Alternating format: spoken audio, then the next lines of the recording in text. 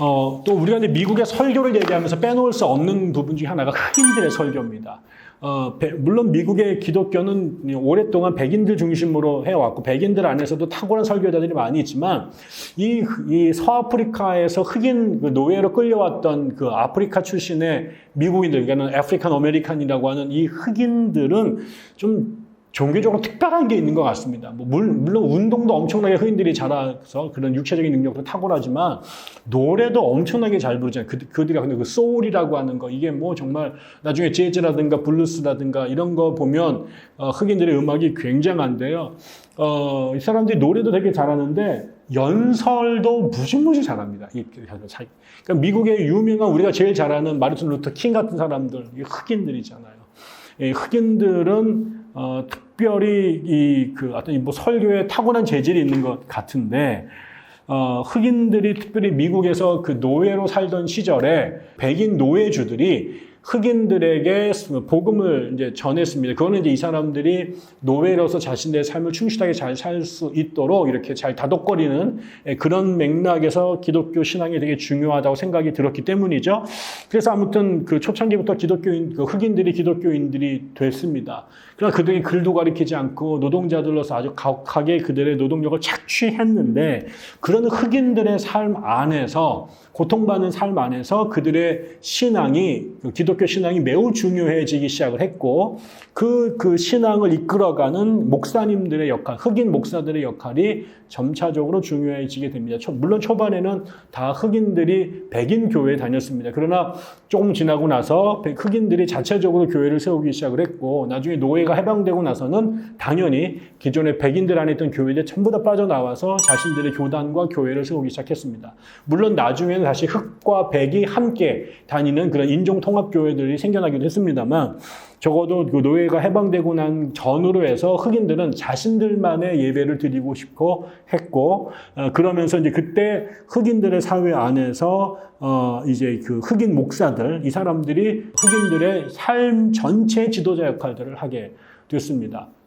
그런데 이제 그 흑인 지도자, 흑인 목사님들에게 특별히 탁월했던 능력이 그들의 설교 능력이었던 거죠.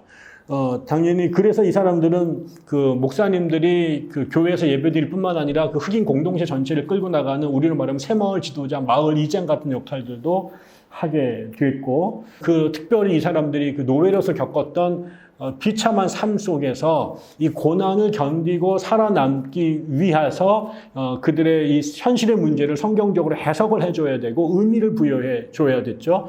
그러다 보니까 이제 이 흑인들의 그 설교는 특별히 백인들과는 달리 어떤 면에 보면은 신학 전체나 신앙 전체는 백인 보수 교회랑 다를 바가 없지만, 아무리 보수적인 교회일지라도 모든 흑인 교회에 일치된 공통된 메시지가 있는데, 그거는 해방과 자유에 대한 꿈이었습니다. 그래서 그들이 제일 좋아하던 구절은 당연히 모세의 그런 이 애굽의 탈출, 출애굽기의 사건, 이런 것들이 매우 중요하게 됐고, 모세 같은 사람들이 매우 중요한 지도자로 이제 부각이 되기 시작했던 거죠. 그러면서 이제 또 이 내세에 대한, 하나님의 나라에 대한 어떤 그런 소망 같은 거, 이런 것들이 흑인 설교에 매우 중요하게 되었습니다. 그러다가 이제 이 사람들이 이제 그 19세기에 이제 독립을 하면서 주로 어디에 갔냐면 흑인들이 감리교하고 침례교회로 갔습니다. 그거는 이제 특별히 감리교 같은 경우 초창기부터 노예 제도를 반대하는 그게 웨슬리의 아주 강한 메시지였고, 그래서 감리교는 노예 제도를 반대하는 것으로 알려진 대표적인 교회였기 때문에 노예 출신 그 흑인들이 나중에 자유를 얻고 난 다음에 들어가기에 매우 좋은 그런 환경을 갖고 있었던 게 감리교였죠. 또 하나가 침례교회인데, 침례교회는 개교회 중심주의다 보니까 교단의 색채가 매우 강하지 않았어요. 그러니까 교회마다 개교회가 중심이었고, 그러다 보니까 교회를 설립하는데도 뭐 총회에 가가지고 뭐 허락을 받고 이런 것들이 절차가 없었기 때문에 일단 교회를 설립하는데 매우 편했습니다.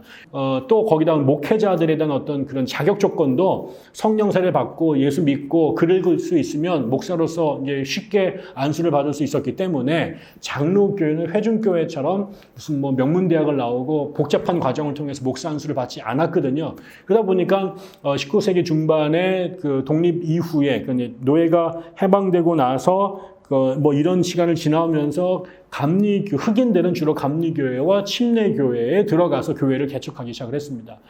그러면서 거기에 있었던 흑인 교회 목사들은 원래 자신이 가졌던 서아프리카의 어떤 독특한 어떤 패션들, 파토스들, 거기에다가 그 당시에 미국 사회를 강타하고 있었던 제2차 대각성 운동의 그 부흥회적인 요소들이 결합이 되면서 흑인 목사들이 그야말로 폭발적인 물을 만난 물고기처럼 그들의 포텐이 터져나기 시작을 했습니다. 그래서 흑인 교회들은 그 당시에 아직 오순절이라는 개념 자체가 뭐 없던 시절임에도 불구하고 이미 19세기의 흑인 교회는 목사님의 설교가 뭐 그냥 굉장히 거의 노래를 부르는 건지 설교를 하는 건지 알지 못하는 그런 리드미컬하고 그냥 거기다 굉장히 강력한 어떤 그런 그 카리스마틱한 그 목소리라든가 그 파토스가 터져 나오게 되니까 또 거기 또 음악이 되게 중요하거든요. 음악을 막 끊임없이 반복해서 부르고 이러면서 결국 예배가 매우 감정적으로 고조가 됩니다. 그러다 보니까 그 안에 그 설교 스타일 자체도 소리를 지르고 사람들도 거기에 또 얘네들은 막 반응을 하잖아요. 목사님 무슨 말하면 또 추임새도 넣고 노래 부르고 소리 지르고 기도하고 이러다 보니까 대단히 감정적이고 소리를 크게 지르고 그다음에 울고 그야말로 카리스마틱한 형태의 예배와 설교가 흑인 설교의 줄을 이루게 됐다라는 것입니다.